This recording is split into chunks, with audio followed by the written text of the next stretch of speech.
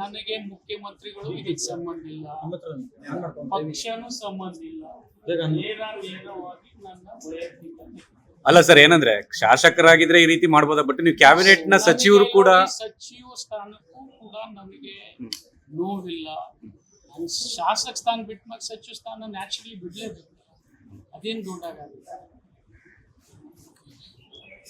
ಅಷ್ಟೇ ಅಲ್ವಾ. ಇದು ಆಗಿರ್ತಕ್ಕಂಥ ಘಟನೆ ಬಿಜಾಪುರ ಜಿಲ್ಲೆಯಲ್ಲಿ ಬಹಳಷ್ಟು ಮುಸಲ್ಮಾನ್ ಬಾಂಧವರು ಇವ್ರು ಮಾತನಾಡ್ತಕ್ಕಂಥ ವಿಚಾರದಲ್ಲಿ ನೋವು ಮಾಡ್ಕೊಂಡಿದ್ರು. ಈ ಪ್ರತಿಭಟನೆ ಅವ್ರು ಮಾಡಿದ್ದಾರೆ.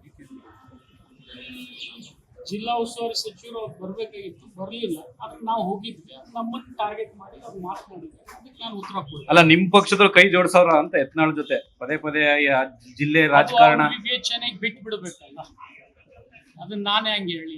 ಅವ್ರು ಬರ್ತಾರಂತೆ ಮುಸಲ್ಮಾನ್ ಬಾಂಧವ್ರು ಹೇಳಿದ್ರು, ಬರ್ಲಿಲ್ಲ. ಅದಕ್ಕೆ ಅವ್ರು ಬಹುತೇಕ ಯತ್ನಾಳ್ ಅವ್ರು ನನ್ನ ಟಾರ್ಗೆಟ್ ಮಾಡಿದ್ರು.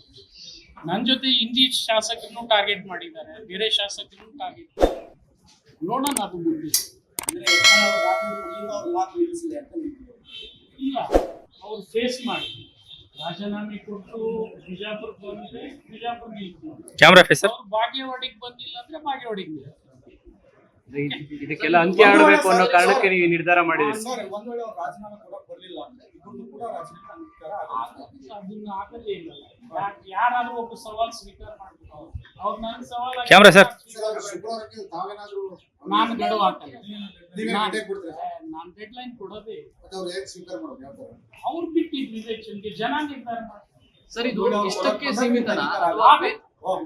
ಸರ್, ಈ ಹೇಳಿಕೆಗೆ ಮಾತ್ರ ಆಧರಿಸಿ ತಾವು ಈ ನಿರ್ಧಾರ ತಗೋತಾ ಇದ್ದಾರೆ? ಅವ್ನು 100% ಬೇರೆ ಏನೂ ಇಲ್ಲ. ಇದು ಈ ಹೇಳಿಕೆಗೆ ಇದು ಪದೇ ಪದೇ ನಡೀತಾನೆ ಇತ್ತು.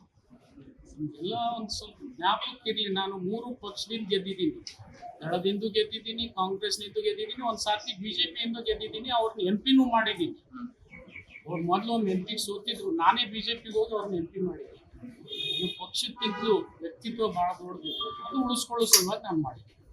ಇದೆಲ್ಲದಕ್ಕೂ ಅಂತ್ಯ ಆಡಬೇಕು ಅಂತ ಸರ್ ಪದೇ ಪದೇ ಈ ತರ ಆಗ್ತಾ ಇದೆ ಹೇಳಿಕೆಗಳು. ಮುಖ್ಯಮಂತ್ರಿಗಳ ಗಮನಕ್ಕೆ ಇನ್ನೂ ಹೋಗಿಲ್ಲ. ನಾನು ಹೋಗಿ ತರುವುದೇ ಇಲ್ಲ, ಅವಶ್ಯಕತೆ ಇಲ್ಲ. ಇದು ನನ್ನ ವೈಯಕ್ತಿಕ ನಿರ್ಧಾರ. ಅವ್ರಿಗೆ ಅಲ್ಲ, ನೀವು ಒಬ್ಬ ಸಚಿವರಲ್ಲ ಸರ್, ಅದನ್ನ ನೋಡೋಣ ಆಮೇಲೆ. ಓಕೆ, ಪಕ್ಷಕ್ಕೆ ಸಂಬಂಧ ವೈಯಕ್ತಿಕ ವಿಚಾರ. ಲೇಟೆಸ್ಟ್ ಹಾಗೂ ಇಂಟ್ರೆಸ್ಟಿಂಗ್ ಸುದ್ದಿಗಳಿಗಾಗಿ ಬಾಸ್ ಟಿವಿ ಕನ್ನಡ ಚಾನೆಲ್ನ ಸಬ್ಸ್ಕ್ರೈಬ್ ಮಾಡಿ. ಹಾಗೆಯೇ ಬೆಲ್ ಐಕಾನ್ ಪ್ರೆಸ್ ಮಾಡಿ. ಇದರ ಜೊತೆಗೆ ಫೇಸ್ಬುಕ್, ಇನ್ಸ್ಟಾಗ್ರಾಮ್, ಎಕ್ಸ್ನಲ್ಲೂ ಮಿಸ್ ಮಾಡದೆ ಫಾಲೋ ಮಾಡಿ.